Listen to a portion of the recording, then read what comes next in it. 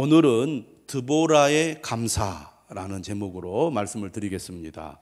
사사기에는 총 12명의 사사가 등장합니다. 드보라는 그 중에 네 번째 사사입니다. 유일한 여자 사사이기도 하죠. 사사시대 이스라엘이 고난을 겪는 이유는 분명했습니다. 그들이 또 여호와의 목전에 악을 행하였기 때문이죠. 드보라가 등장하기 전에 이스라엘은 무려 80년 동안이나 평화를 누렸습니다. 하나님께서 부르짖는 이스라엘 자손들의 기도를 들으시고 응답해 주신 결과죠. 하지만 80년 평화의 기간을 보내면서 그들은 점점 하나님을 잊어버리고 우상을 숭배하며 악을 행하였습니다. 그 결과 가나안이라는 나라의 지배를 받게 되는데, 이 가나안의 왕은 야빈이었습니다. 이 가나안 왕 야빈이 이끄는 나라는 철병거가 900대를 보유하고 있는 군사 강국이었습니다. 당시 이스라엘은 아직 철기 문명을 갖고 있지 못했습니다. 그래서 철기를 제작하지 못하고 철기로 물건이라든지 또 칼을 만들거나 하는 그런 능력이 없던 때였습니다. 그러다 보니까 야빈 왕에 의해서 무려 20년 동안 심한 학대를 받아야 했습니다. 1년도 아니고 10년도 아니고 20년 동안 심한 학대를 받게 되니까 얼마나 힘들었겠습니까? 견디기 힘든 그런 고통 속에서 그들은 결국 다시 하나님을 찾았습니다. 하나님께 부르짖어 도와달라고 하나님께 호소하게 된 거죠. 하나님은 어떤 분이신가? 그들이 죄를 짓고 악한 길로 가서 하나님을 멀리 해도 그들이 다시 하나님을 찾고 하나님께 기도하면 하나님은 그들의 기도를 외면하지 않고 그들의 기도를 들으시는 분이라는 것입니다. 하나님은 잘 까먹는 분이신 것 같아요. 네가 과거에 내가 한 행동을 내가 다 알고 있다. 이렇게 하면서 하나님께서 마음에 깊이 그것을 담아두셨다면 이스라엘의 기도를 듣지 않을 것입니다. 내가 안 속는다. 너희들 또 살만하면 또 나를 버리겠지. 그러니 이번에는 내가 결코 너희의 기도를 듣지 않겠다. 이러실 법도 한데 하나님은 모른 척 하시고 또 그들이 하나님을 찾고 하나님께 기도하면 그들의 기도에 응답해 주신다는 사실입니다. 오늘 우리가 믿는 하나님, 바로 그러한 하나님이시기에 우리도 하나님 앞에 나아갈 수 있게 되었다고 볼 수가 있겠습니다. 이렇게 압제와 학대로부터 고통을 겪고 있을 때 하나님께서 누구를 부르시느냐? 바로 사사를 부르시는데, 사사는 재판관이라는 뜻을 가지고 있지만 사사의 주 역할은 구원자의 역할입니다. 이스라엘을 고난과 압제와 학대로부터 구원해주는 구원자가 바로 사사입니다. 하나님이 사사를 세웠는데 그녀의 이름이 바로 드보라입니다. 꿀벌이라는 의미를 가지고 있는데요. 왜 하나님께서는 여자를 사사로 부르셨을까? 예수님 시대도 마찬가지지만 구약 시대에는 여전히 여자는 사회적인 지위나 그리고 어떤 역할을 할 수 있는 존재가 아니었습니다. 극히 미미한 존재에 불과했는데 하나님께서는 드보라라는 여인을 사사로 부르셔서 이스라엘을 구원하게 하셨습니다. 당시의 남자들은 적과 싸울 만한 용기가 전혀 없었습니다. 워낙 강한 군사력을 가지고 있는 적들과 싸워서는 목숨만 잃을 뿐이다, 그런 생각을 했던 것 같아요. 그래서 다 움츠러들고 다 두려운 마음으로 감히 그들과 싸우려고 하지 않았는데 드보라라는 여인이 등장을 해서 사람들에게 용기를 주었습니다. 우리가 싸워 그들을 대적하면 우리가 이길 수 있다. 왜냐하면 하나님께서 약속하셨고 하나님께서 도우시기 때문에 우리가 싸워서 이길 수 있다. 이런 용기의 말을 한 여인이 바로 드보라였습니다. 당시 이스라엘에는 바락이라는 용사가 있었습니다. 하지만 그는 힘은 셌지만 용기가 없었어요. 늘 두려움 가운데 있었습니다. 그래서 드보라가 네가 사람들을 모아서 저들과 싸우자 이렇게 해도 뭐라고 얘기를 하느냐면 4장 8절에 만일 당신이 나와 함께 가면 내가 가려니와 만일 당신이 나와 함께 가지 아니하면 나도 가지 아니하겠노라. 드보라의 치맛자락을 붙들고 두려워가지고 당신이 나와 함께 가면 내가 갈 수 있지만 당신이 나와 함께 가지 않으면 갈 수 없습니다. 고대 사회에서 이거 이해할 수 없는 일이 벌어지고 만 겁니다. 그 정도로 이 드보라는 매우 특별한 여인이었습니다. 하나님께서는 이런 드보라를 사용하셔서 이스라엘을 구원하게 하신 거죠. 마치 드보라를 운동 경기의 감독처럼 하나님께서 사용하고 계십니다. 감독은 선수들을 훈련시키고 전술을 가르치고 강한 정신력을 갖게 해줍니다. 그는 선수처럼 경기에 임할 수 있는 능력과 그리고 힘이 없습니다. 하지만 선수들을 강하게 만들고 팀을 탁월하게 만드는 능력이 감독에게 있지 않습니까? 하나님께서는 드보라가 직접 나가서 전투에 참여할 수는 없지만 감독처럼 남자들을, 군인들을 열심히 싸우도록 격려하고 힘을 불어넣는 그런 역할을 하게 하신 것이죠. 드보라가 어떻게 그런 사람이 될 수 있었을까? 우리가 사사기를 보니까 4장에 드보라를 가리켜서 뭐라고 말하느냐면 여선지자라고 말하고 있습니다. 대부분 선지자는 남자들이었습니다. 그런데 이 드보라는 여선지자로서 하나님의 말씀을 늘 듣고 그 말씀을 따라 움직이는 사람이었습니다. 한마디로 말하면 하나님의 말씀에 붙잡혀서 사는 여인이었다는 겁니다. 이 고난의 시대, 심한 학대를 받는 시대에 드보라가 훌륭한 사사로서의 역할을 감당할 수 있었던 것은 그는 일찍이 하나님을 만났고 하나님의 말씀을 들었고 하나님의 말씀에 사로잡혀서 살았기 때문에 하나님이 주신 힘과 능력으로 사람들에게 용기를 불어넣고 사람들을 격려하고 또 사람들에게 선한 영향력을 끼치는 삶을 살 수 있었던 것입니다. 4장 5절에 보면 사람들이 그녀에게 와서 재판을 받았다고 되어 있습니다. 재판을 한다는 것은 무엇을 의미합니까? 바로 그녀에게 문제를 파악하고 분별하는 능력이 있다는 겁니다. 한마디로 말하면 지혜로운 여인이었다는 거죠. 여러분, 우리가 어떤 사람들과 이렇게 교제하고 사귈 때 대화를 해보면 저 사람을 만나서 얘기를 하면 안 보이던 것이 보이고 답답하던 것이 풀리고 문제가 해결되는구나 라는 것을 우리가 느낍니다. 그러면 그 사람을 또 찾는 거죠. 내가 이런 어려움이 있는데 어떻게 하면 좋을까요? 그러면 어떻게 해야 될지를 알려주고 제시해주면 그 사람을 또 찾게 되어 있습니다. 드보라는 하나님의 말씀에 사로잡혀서 하나님이 주시는 지혜를 소유하고 있었습니다. 그러니까 여성이었지만 사람들이 다 드보라를 찾는 거예요. 아무도 없습니다. 심한 압제 속에서 답답한 삶을 살 수밖에 없는 이스라엘에게 하나님의 말씀에 붙잡혀 있는 드보라가 그들의 유일한 희망이었던 것입니다. 그런데 하나님께서 드보라에게 말씀을 주셨습니다. 이 때가 되었다는 거죠. 내가 이스라엘을 가나안 야빈의 압제에서 구원해 주실 거다라는 그 음성을 듣고 하나님의 그 말씀을 들은 드보라가 바락을 부른 것이죠. 이제 우리가 나가서 싸우자. 네가 사람을 모아라. 그런데 이 바락은 아이고 못해요. 당신이 나와 함께 가면 가고 그렇지 않으면 나는 못 가요. 걱정하지 마라. 내가 너와 함께 가겠다. 그래가지고 나가서 싸워서 그 철병거 900대가 있는 강한 군사력을 가진 가나안 그 민족과 싸워서 승리를 거두게 된 것입니다. 뿐만 아니라 시스라라는 군대 장관이 있었습니다. 가나안에. 그 장군이 이제 도망을 가요. 왜? 하나님께서 함께 하시니까 철병거 900대가 있어도 이스라엘과 싸워서 이길 수가 없는 거예요. 그래서 그가 지쳐서 도망가서 어디에 숨게 되느냐? 겐사람 헤벨의 집에 숨게 됩니다. 그때 누가 있었느냐? 헤벨의 아내 야엘이 있었어요. 한마디로 말하면 여자가 있었던 것이죠.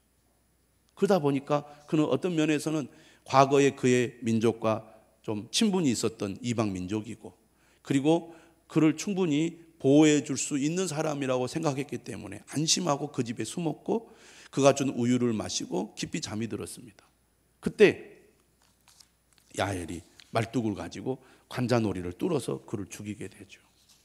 어떻게 보면 약한 여인이지만 하나님은 이 약한 사람을 들어서 강한 힘을 가진 장군을 물리친 것입니다. 어떻게 보면 약점을 가지고 있기 때문에 사람들은 그것을 가볍게 생각했을지 모릅니다. 그런데 오히려 그것이 그들로 하여금 승리를 하게 만드는 어떤 그 원인이 된 것이죠. 하나님은 약점을 강점으로 사용하셔서 적들을 물리치시는 하나님이시거든요. 이스라엘 백성들이 이 전쟁을 할 때 어떤 일이 있습니까?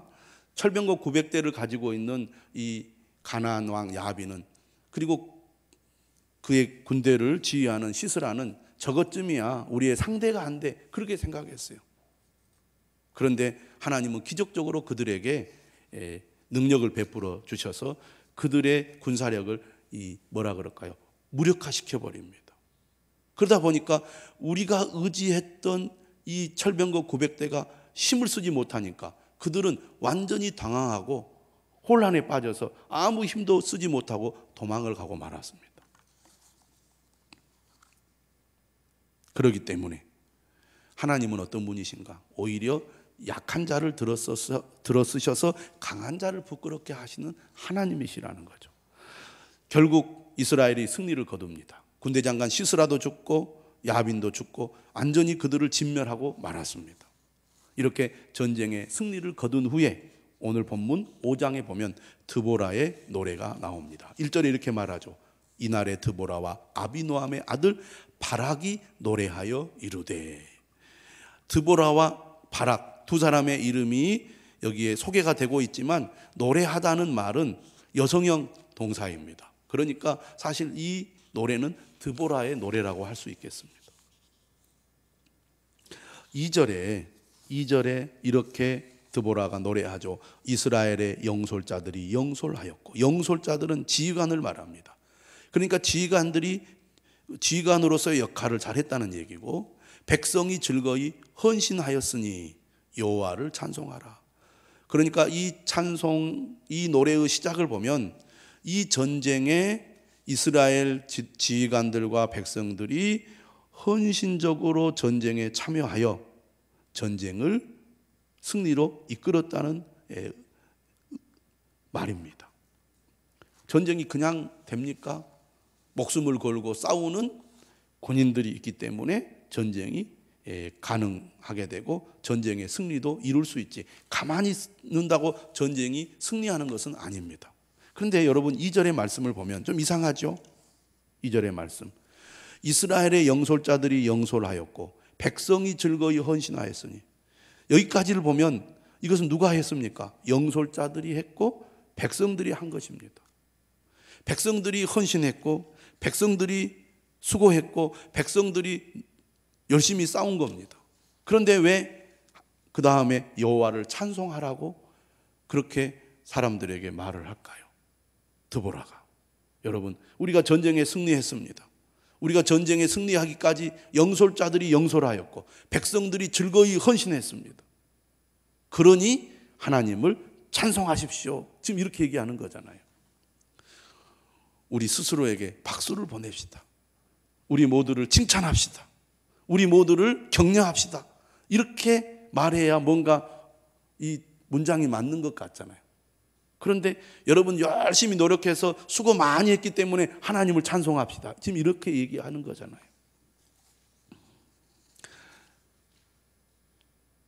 드보라는 무슨 얘기를 하려고 하는 겁니까? 이 모든 결과는 하나님 때문에 이루어진 것이다. 영솔자들이 영솔하였고 백성들이 즐거이 헌신할 수 있었던 것은 하나님께서 그들을 불러 세우셨고 그들에게 용기를 불어넣으셨으며 그들이 열심히 싸울 수 있도록 힘을 주셨기 때문에 그들이 승리한 것이기에 마땅히 하나님을 찬송해야 합니다라는 얘기입니다. 여러분, 지난 11개월 동안 열심히 살아오셨습니다. 땀 흘려 수고했습니다.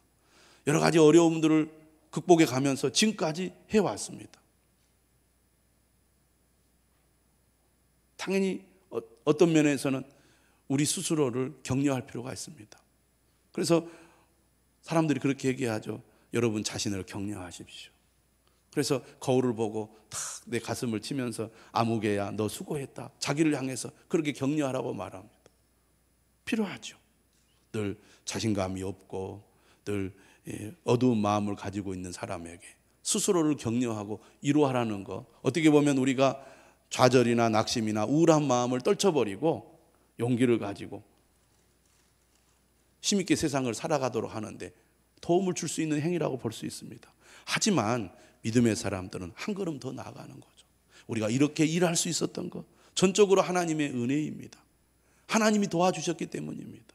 그러므로 우리는 하나님께 영광을 돌립니다. 이것이 믿음의 사람들의 마음이고 생각이고 행동이라고 할 수가 있겠습니다. 사사기를 보면 12명의 사사들이 나오는데 하나님의 은혜로 그들이 심한 압제와 학대로부터 벗어났지만 모든 사사들이, 모든 이스라엘 백성들이 드보라처럼 이 모든 것 하나님의 은혜입니다, 하나님이 하신 일입니다라고 감사하고 찬양하는 것은 드보라밖에 없어요. 드보라의 노래만 여기에 기록이 되어 있습니다. 다른 데는, 다른 사사들은 이런 찬양과 노래, 감사가 없다 그 말이에요. 그렇기 때문에 이 드보라의 노래는 더 우리에게 특별하게 다가오는 것 같습니다. 누가복음 17장에 보면 예수님께서 10명의 나병 환자들을 고치시는 이야기가 나옵니다. 그들이 예수님께 고쳐달라고 찾아왔어요. 예수님은 어떻게 말합니까? 제사장에게 가서 내 몸을 보이라, 이렇게 말씀합니다. 그들이 제사장에게 가다가 자기 몸이 나은 것을 확인하게 돼요. 얼마나 기쁘고 놀랐겠습니까? 그런데 그 10명 중에 딱 한 명만 예수님께로 돌아옵니다. 바로 사마리아 사람이었어요. 그가 예수님 발 아래에 엎드려서 예수님께 감사를 합니다. 예수님께 묻죠. 9명은 어디 갔느냐고. 많은 사람들이 하나님의 은혜를 경험하고도 하나님의 은혜에 감사하는 것이 아니더라는 겁니다. 사마리아 사람, 그 한 사람이 감사를 했고, 오늘 사사기에 등장하는 이 드보라가 하나님께 진실로 감사하고 찬양하고 있습니다. 생각을 해봤어요.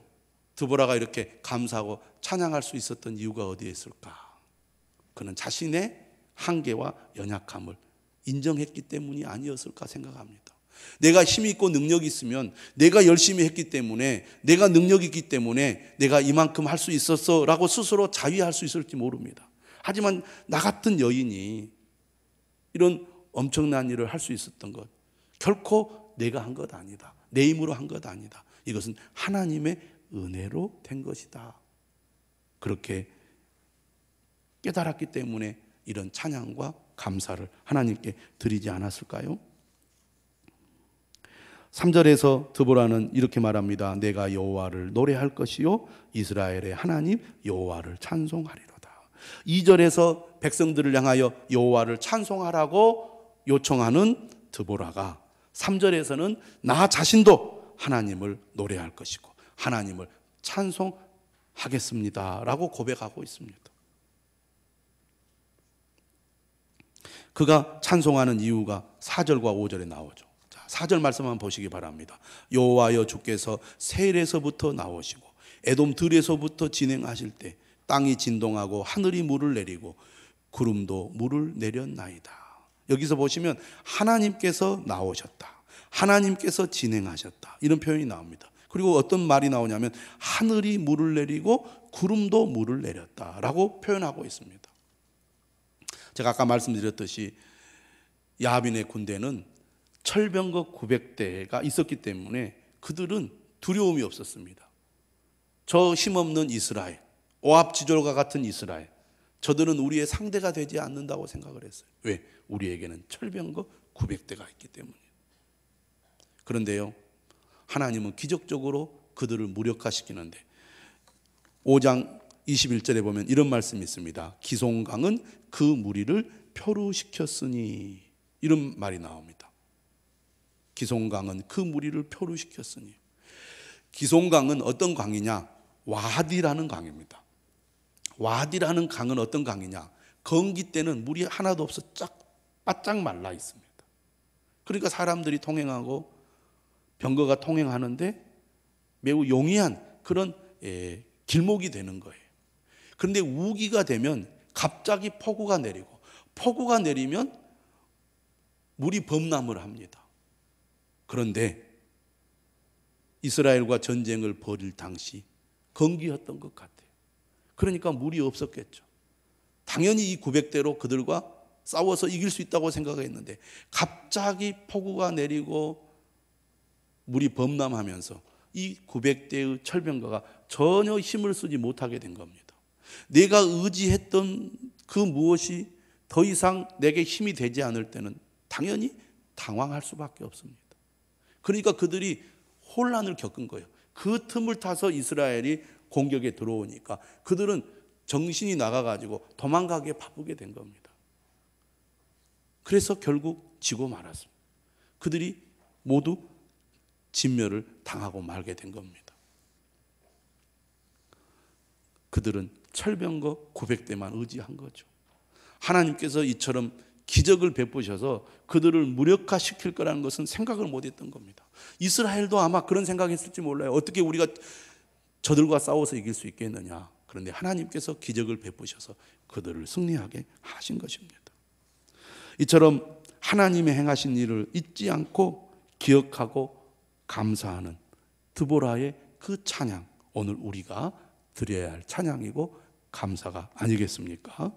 드보라는 노래를 만들어서 잊지 않고 오래도록 기억하도록 한 것입니다. 노래의 장점이 뭡니까? 사람들이 오래도록 기억하게 해주는 겁니다. 시대를 넘어서 전수할 수 있도록 만드는 그 강점이 노래에 있지 않습니까? 하나님의 은혜에 대한 감사를 우리가 결코 잊지 말자, 그런 의도를 가지고 드보라는 이 찬양을 하나님 앞에 드린 것 같습니다. 하나님께서는 이스라엘 백성들이 이처럼 하나님의 은혜를 잊지 않고 감사하며 살아가기를 원하셨습니다. 하나님께서 이스라엘 백성들에게 3대의 절기를 주셨죠. 유월절, 맥추절, 칠칠절입니다. 모든 남성은 반드시 이 세 절기에 예루살렘으로 올라가서 절기를 지키도록 되어 있습니다. 유월절은 구원해 주신 은혜에 대한 감사입니다.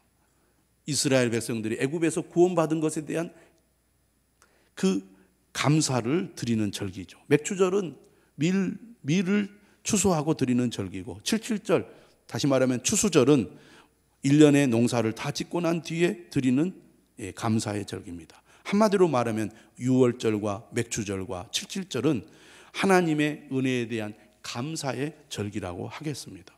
하나님은 믿음의 사람들이 감사를 잊지 않고 감사를 표시하며 감사를 드리기를 원하십니다. 예배가 무엇입니까? 구원의 은혜, 삶의 은혜에 감사를 드리는 행위라고 할 수가 있겠습니다. 그러므로 우리가 진정으로 주님을 믿고 섬기는 사람은 감사의 마음을 담아서 진실한 감사로 하나님께 예배를 드립니다. 우리가 믿음으로 산다는 것은 어떤 일이 있어도 하나님의 구원의 은혜, 또 우리의 삶 가운데 우리를 지키시고 인도하시고 도우시는 그 은혜를 잊지 않겠다는 믿음의 행위라고 하겠습니다. 어떤 일이 있어도 하나님을 우리는 잊어서는 안 된다. 하나님이 베풀어 주신 은혜를 우리가 까먹어서는 안 된다. 그것이 예배로 나타나고 표현되는 거 아니겠습니까? 여러분, 감사의 크기가 믿음의 크기임을 잊지 마시기를 바랍니다. 그러므로 신실한 그리스도인들은 준비 없이 예배 드리지 않습니다. 정성 없는 예배를 드리지 않습니다. 왜? 감사가 신앙생활의 필수 요소이기 때문입니다. 구약의 예배를 우리가 살펴보면 정성을 다하지 않으면 드릴 수 없는 것이 구약의 예배였습니다. 전 여러분들이 정성을 다해 하나님께 감사하는 그런 믿음의 삶을 살아갈 수 있기를 바랍니다. 저는 두 사람을 오늘 소개해 보고자 합니다. 제가 금요일 저녁에도 말씀을 드렸는데, 김희아 집사님 영상 보여주십시오. 예. 지난 목요일 날 이 다니엘 기도에 강사로 나와서 간증하신 분인데, 이분이 지상파 방송에도 수차례 나와서 자신의 삶의 이야기를 했던 여인입니다. 얼굴 보시면 알겠지만 왼쪽 얼굴의 절반이 검붉은 점으로 뒤덮여 있습니다. 이 여인은 부모 없이 보육원에서 자랐습니다. 그것만으로도 얼마나 불행한 삶입니까? 이 보육원에는 그 보육원생들을 돕는 후원자들이 있습니다. 후원자들을 모집합니다. 그런데 사람들이 이제 후원하기 위해서 찾아와서 원생을 만나잖아요.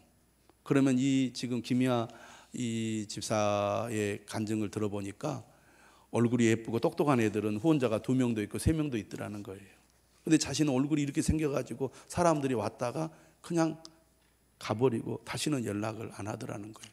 그래서 어렸을 때부터 이제 기도를 합니다. 이분이 이제 구세군에서 운영하는 해촌원이라는 곳에서 성장을 했는데 10살 때 기도를 해서 하나님 저에게도 후원자를 만나게 해주세요. 기가 막히게 기도하면 하나님이 응답해 주시더란 거예요.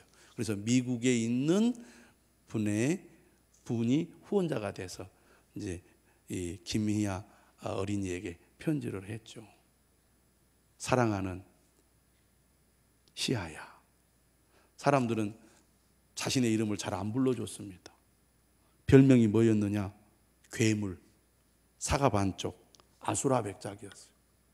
사람들이 지나가면서 꼭 그렇게 얘기합니다. 2사람이 지나가는데 한 사람이 자기 얼굴 보고 한 사람이 자기 얼굴을 못 보고 지나가면 꼭 옆에 이렇게 두들기면서 얼굴 한번 봐봐, 얼굴 한번 봐봐.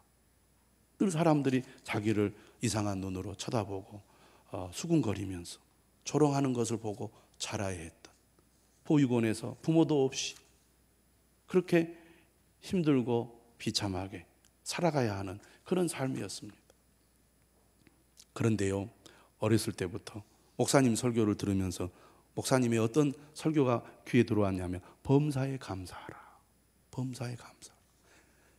점만 없으면 감사할 것 같은데 감사가 나오겠어요? 그런데 하나님께서 그에게 그런 마음을 주셔서 늘 감사하는 기도를 했던 것 같아요.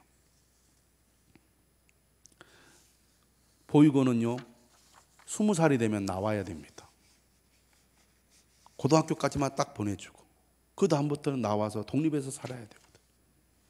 그런데 보육원 원장님이 자신을 부르더래요. 그러면서 뭐라고 말하느냐면 너는 여기서 선생님을 하고 살면 좋겠다. 그때 자기가 그런 생각을 했대요. 내가 얼굴에 이렇게 붉은 점이 있어서 나를 내보내지 않고 이곳에서 계속 살게 해주시는구나.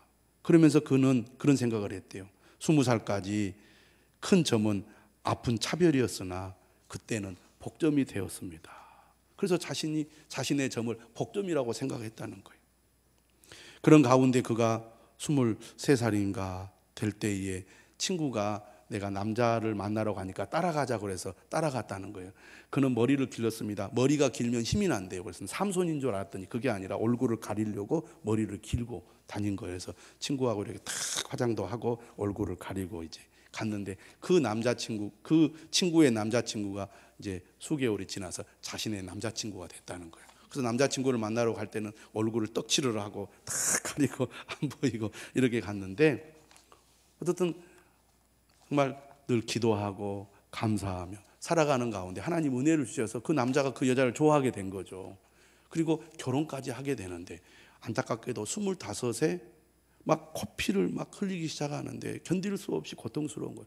병원에 가보니까 이번에는 오른쪽 뺨에 암이 생긴 겁니다. 상악동암이라고. 그래서 얼굴 다 이렇게 뭐라 그럴까요? 제거하고 거기에 이제 뭐 다른 살을 집어넣어서 수술을 해야 되는, 그래도 생존을 보장할 수 없는 그런 이제 상태가 된 겁니다. 그래서 얼굴에 뱃살을 이식하고 목에는 구멍을 내야 하는데 얼굴에 뱃살이 자리 잡지 못하면 썩어서 내려앉을 수도 있다. 그런 얘기를 들었고 이제 수술하게 되는데 얼마나 절망이 되겠습니까? 그가 기도했어요. 하나님, 콧대도 높이지 않아도 됐어요. 점이 없어지길 바란 것도 아니에요. 사람으로 살고 싶었을 뿐이에요. 이게 저의 성탄 선물입니까? 얼굴에 반이 잘려나가면 저는 이 세상 어떻게 살아갑니까? 이렇게 막 기도하는데 그의 마음에 감사가 생기더라는 거예요. 병원 12층에서 하늘을 봤습니다. 밤 하늘에 별을 보면서 이렇게 기도를 했어요. 수술 후 깨어나면 저 별을 볼 수 있을 것이기에 감사합니다. 죽을 것 같은 통증이 사라질 것이니 감사합니다. 가장 힘들고 가장 아픈 고통을 표현할 말이 감사라는 고백이었다고 말합니다. 그때가 25살이 되던 12월이었어요. 그런데 죽고 싶던 그때 감사합니다라고 기도할 수 있었기 때문에 그는 웃을 수 있게 되었고 13시간의 수술이 잘 끝나서 그는 감사합니다라고 하나님 앞에 고백할 수 있었다고 합니다. 그래서 지금까지 죽지 않고 생존 확률이 매우 낮은 암인데 지금까지 웃으며 살 수 있게 되었다 이렇게 고백을 했습니다. 그러면서 하는 얘기가 고난을 보고 좌절하지 말고 앞으로 손을 뻗어서 우리를 맞아주시려는 주님에게 손을 뻗어보십시오. 우리에게는 감사할 게 많습니다. 살아가는 과정이 행복이었기에 그게 내겐 축복이었습니다. 내게 점이 없었다면 25살 한창 때 암이 걸리는 것을 감당 못했을 것이라고 생각합니다. 결혼할 수 있었을까요? 간절히 기도했어요. 하나님 도와주세요. 남자친구 아버지를 만나야 되는데 앞에서 죄인처럼 떨구고 있는데 스스로 변한 얼굴로 그 아버지 앞에 앉았을 때 신랑의 아버지가 이렇게 말씀했습니다. 살면서 아픈 거 어떡하노? 행복하게 잘 살아라. 사랑은 주머니에 넣고 다니는 게 아니다. 그런 얘기를 했다는 거예요. 그래서 결혼해가지고 드디어 이제 아기를 갖게 됐는데 또 기도를 했습니다. 제발 내 얼굴에 점이 유전되지 않게 해주세요. 감사하게도 예쁜 아기가 태어났어요. 사진을 보여주는데 진짜 예쁘더라고요. 그 아이가 지금 21살이 되었다는 겁니다. 그러면서 이렇게 얘기합니다. 딸을 키우며 엄마의 사랑을 배웠습니다. 내 엄마와 아빠의 소식을 듣게 되었지만 만나지는 못했습니다. 내게는 고난이 달란트라고 생각합니다. 나는 고아로 버려졌지만 하나님은 나를 버리지 않고 가장 아름다운 가정을 선물로 주셨습니다. 축복을 외면하고 원망만 하고 살았다면 나는 이런 기쁨을 만나지 못했을 것입니다. 이 또한 하나님께 감사합니다. 범사에 감사라는 말씀이 내 인생의 말씀입니다. 내 삶의 힘입니다. 이렇게 고백을 했습니다. 제목이 삶의 힘은 감사입니다. 아닙니까? 저는 우리 성도들이 이 믿음을 회복할 수 있기를 바랍니다. 도저히 살 수 없는 절망적인 상황 가운데서도 하나님께 감사하는 저분의 그 믿음이 많은 사람들에게 용기를 주고 선한 영향력을 끼칩니다. 당당하게 사람들 앞에서 자신의 삶을 고백하고 사람들에게 용기를 주고 있지 않습니까? 우리는 삶의 여러 가지 문제 속에서 좌절하면서 왜 내 삶은 이렇지 하고 불평하고 원망할 때가 참 많습니다. 그러나 감사하면요 세상을 보는 눈이 달라지고 나를 보는 눈이 달라지는 거예요. 여러분, 하지만 문제는 감사가 쉽지 않다는 것이죠. 우리 본성상 감사보다는 불평이 더 쉽기 때문입니다. 왜냐하면 우리의 삶은 늘 문제로 가득 차 있기 때문입니다.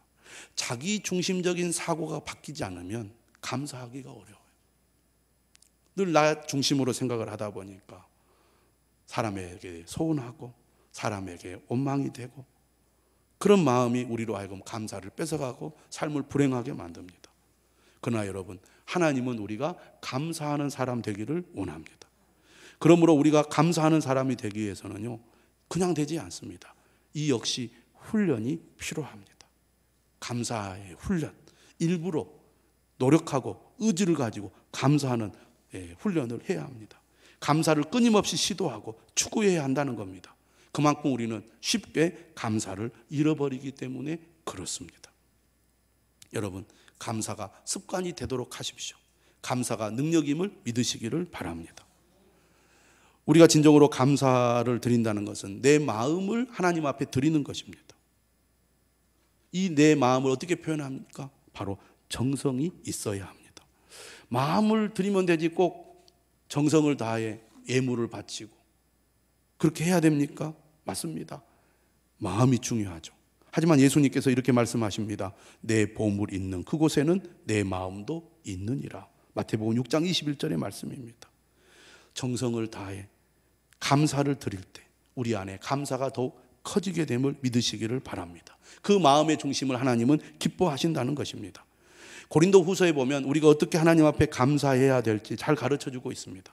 고린도 후서 8장 2절에 말합니다. 그들이 힘대로 할 뿐 아니라 힘에 지나도록 자원하여 감사하라고 말씀하고 있습니다.